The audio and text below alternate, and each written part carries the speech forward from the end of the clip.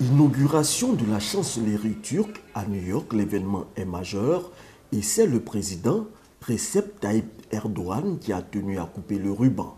Parmi les convives, la ministre des Affaires étrangères de Côte d'Ivoire. Nous avons été invités pour représenter le président de la République, qui était lui l'invité spécial de son homologue, le président Erdogan, qui il y a quelques années de cela a organisé une visite en Côte d'Ivoire en compagnie de son épouse et d'une forte délégation.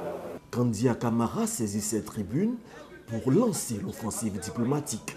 À chaque interlocuteur, la ministre présente les atouts de la Côte d'Ivoire et les opportunités d'investissement, en attendant la déclaration qu'elle fera ce 27 septembre au perchoir de l'Assemblée générale de l'ONU. Nous aurons l'occasion d'intervenir à la tribune des Nations Unies pour porter le message du chef de l'État, son Excellence Alassane Ouattara.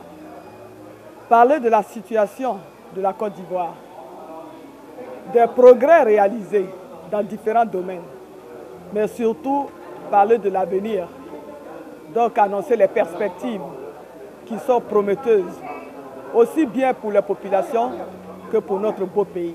En marge des travaux de cette 76e session, Kandia Camara multiplie les audiences.